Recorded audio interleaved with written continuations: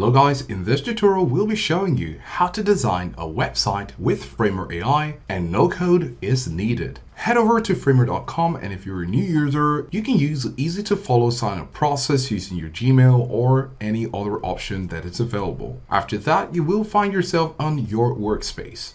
At the top right corner, you want to click on project or wherever you can find it as a new user. Then click on new project. Now also as a new user, you have the option to start some things with Framer. We have the template option, and if you don't want to have any business with coding or doing anything from scratch, why you're here in Framer is to make that happen. So we can click and browse to try new templates. Great. So right here, you have your different templates. As you can see, website templates for designers, businesses, and personal use. And so you just need to go through one of the categories that align with your interests and make your choice. So we're going to say choose services. I'm going to click on services and you can see some options right here. You can also see that some of them are free, some of them are paid, so you get to choose what you want. So here we're just going to go ahead and choose this one right here, Yuya by Peter Hodak, and we're going to click on it. So if we scroll down a bit, you can see details about this template. You can see 6 pages and the number of views. This is a website. It's quite minimalistic, and if that's your style, you can go ahead and use this one. So let's go ahead and say use for free. And once you do that, you're going to get to this page and all you need to do is to click on copy. That's basically saying you want to make a copy of that template and use it for yourself. And there you have the template ready to be edited. It's quite simple to make your edits. All you need to do is to click on the area, and on the left side, you're going to see some details about it. Now, before we begin, you have this and it says light or dark. If we click on dark, you can see how it looks like. If you click on light again, you can see it. We can go ahead with the light option and we're going to choose which of the header options we would like. So now that we have the template, you can see how it looks like. And what we can do is to simply double click on the area and we'll have what we want. So for example, if we click on the top Yuya, we're going to scroll down, click on edit component, double click on Yuya, and you can see here, we could change it.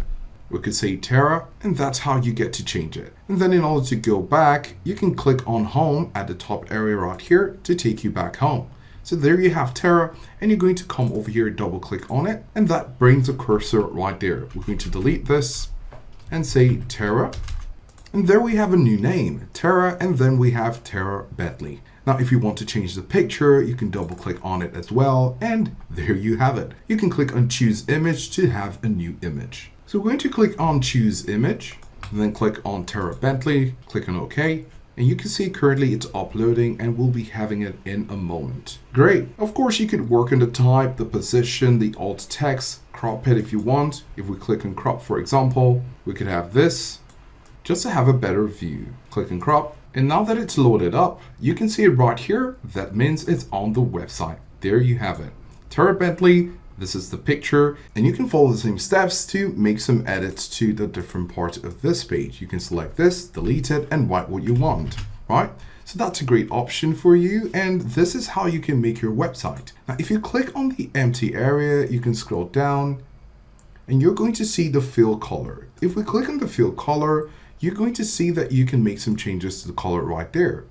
If we do this and click away, you can see that the color matches with this. Great. This adds some contrast to the page and we can scroll down to make some more changes. Of course, after you've made the changes to your preference, you can look through the different platforms which you can be seeing your website, whether it's on a desktop or a tablet or on a mobile device. So you can see that Framer works out the responsiveness across different platforms.